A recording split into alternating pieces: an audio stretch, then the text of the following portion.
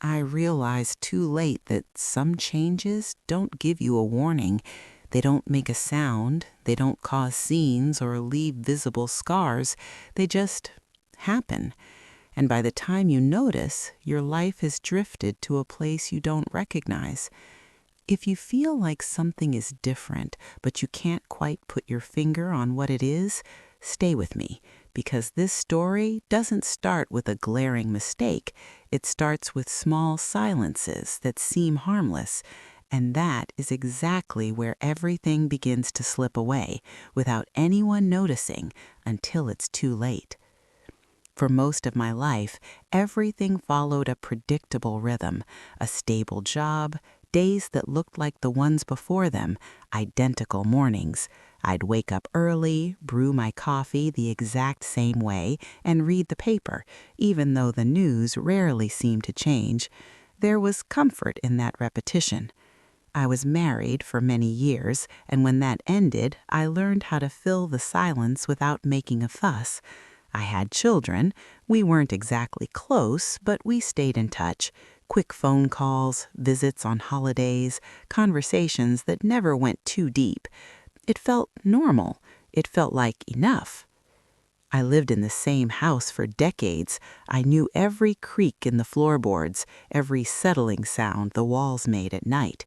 That familiarity gave me a sense of belonging, even when the house was empty. When time started to weigh on my body, it wasn't a shock. It was in the details, taking longer to get out of bed, forgetting where I'd left my keys, needing to sit down more often. Nothing alarming. At least, that's what I thought. My children noticed before I did. They started calling more, asking questions that felt a little too simple. I didn't question it. I thought it was just care. Over time, the tone of our conversations shifted. Longer pauses, shorter answers, repeated questions.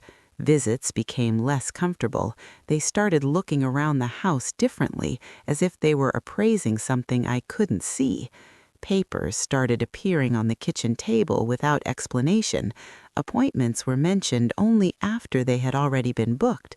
I told myself this was just part of getting older, that people take on responsibilities, that this was just the way things were.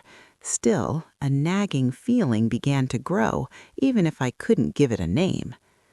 Without realizing it, I started to change too. I spoke less. I chose my words more carefully. I stopped asking questions. I cut my stories short before the end. It didn't feel like I was losing anything. It felt like politeness. It felt like being careful not to be a burden. The house grew quieter at night. The sounds seemed louder. I would replay conversations in my head, trying to find exactly where the shift began. There was no single moment, just a constant, heavy sense that decisions were being made in a room where I wasn't invited. The confirmation didn't come as a confrontation. It came as a piece of paper, a document placed on the table, presented as something simple, something routine. As I read it, I saw recent dates, definitive words, terms that had never been discussed with me. I asked about it, keeping my voice light. The answer came fast, rehearsed, and moved right along without leaving space for another question. It was in that moment that everything clicked, not because of what was said, but because of how it was said. It was already decided. After that, I began to see patterns I had ignored before: shorter calls, practical talk, questions asked out of obligation, not interest. They talked about me, not to me. Small decisions were presented as done deals: where I should go, what would be easier, what made the most sense now. There was no anger, no shouting, just a silent reorganization of my life, like furniture being moved while you're out of the house. My routine became rigid, though no one called it that. Fixed times, predictable steps, days that repeated without variation. I started looking at the clock more often, even when I had nowhere to be. The stories I used to save to tell later simply ceased to exist.